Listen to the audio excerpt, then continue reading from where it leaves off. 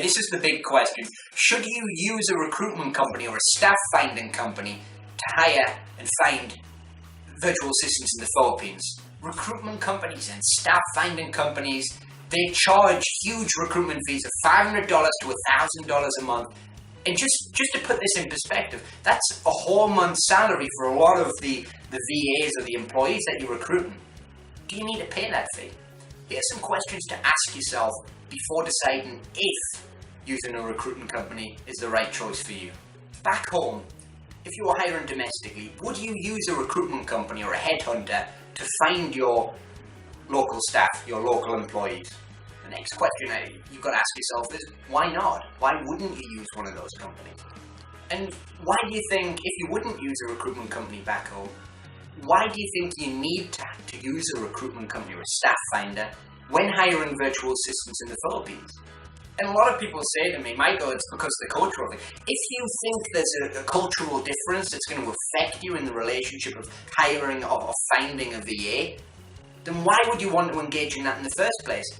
But if you can't see past the bullshit on an interview, how possibly can you get past the bullshit when it comes to working with this employee or virtual assistant on a full-time basis? Here's just a few tactics that I've personally used when I outsource and hire VAs. They might be applicable to you.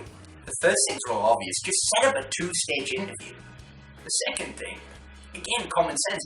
Ask specific questions about the work.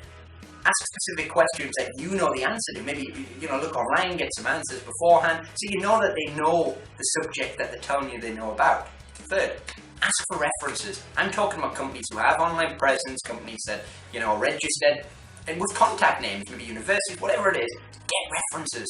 And here's just a fourth thing.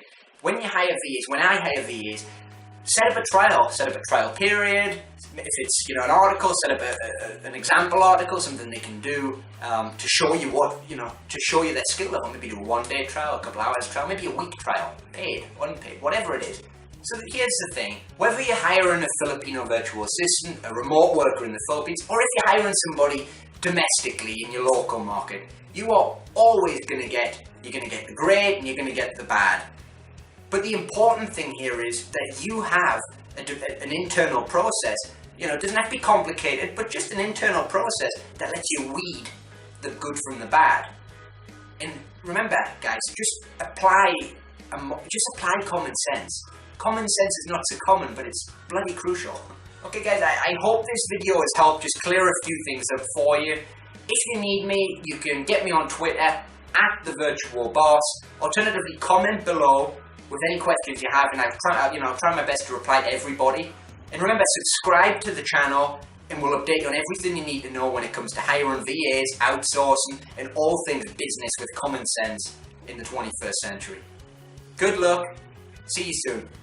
If you want to hire a virtual assistant today, check out www.VirtualStaff.ph. Like us on Facebook and follow Michael Brodie on Twitter @TheVirtualBoss.